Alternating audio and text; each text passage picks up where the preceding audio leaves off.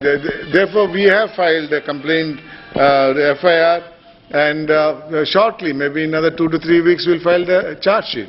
Matter of fact, in regard to illegal denotifying the acquired land, there was a complaint, and that complaint was not in the proper format. I asked the complainant that he should file it in the format which requires us to accept, but he didn't come to us. But instead of that, I think he went to Times of India, and the Times of India carried that news item very elaborately with the documents and other things. Till date, nobody has come to me.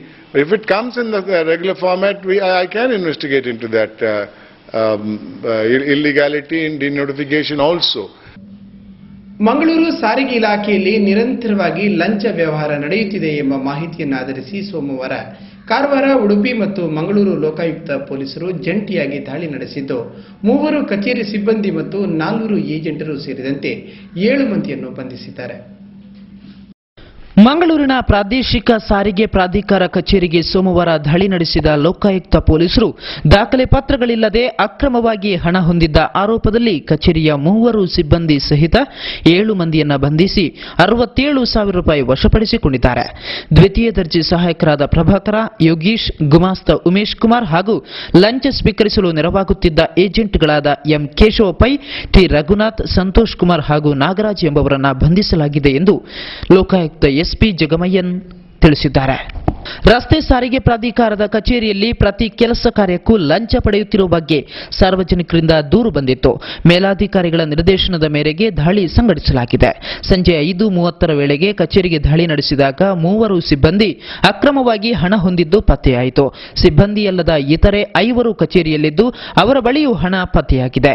ಅವರು ಲಂಚ ಒದಗಿಸುವುದಕ್ಕೆ ದಲ್ಲಾಳಿಗಳಾಗಿ ಕೆಲಸ ಮಾಡುತ್ತಿದ್ದರು ಎಂಬುದು ವಿಚಾರಣೆ ವೇಳೆ ಸಾಬೀತಾಗಿದೆ. ಅವರ ವಿರುದ್ಧವೂ ಪ್ರಕರಣ ದಾಖಲಿಸಲಾಗುವುದು ಎಂದು ಜಗಮಯ್ಯನವರ ಸುದ್ದಿಗಾರರಿಗೆ ತಿಳಿಸಿದರು.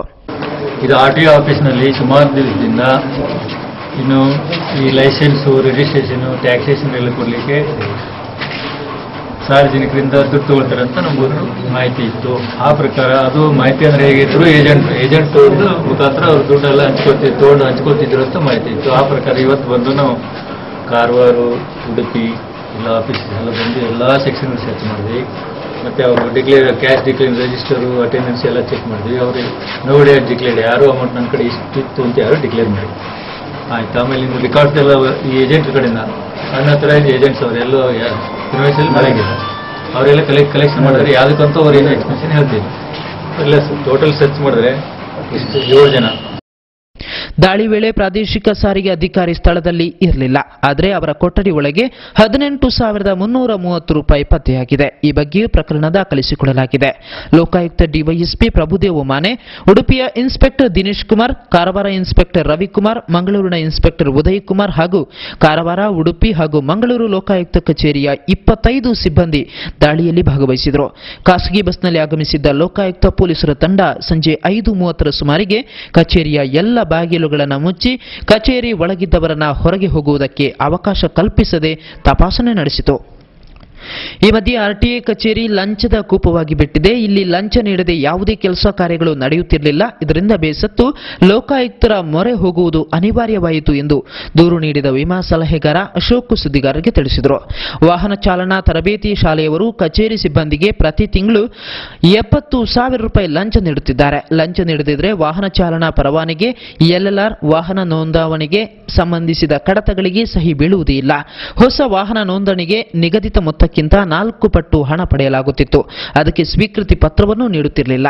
ಲಂಚದ ಹಾವಳಿಯಿಂದಾಗಿ ವಾಹನ ಚಾಲನಾ ತರಬೇತಿ ಶಾಲೆಗಳನ್ನು ನಡೆಸುವವರು ಹೈರಾಣಾಗಿದ್ದಾರೆ.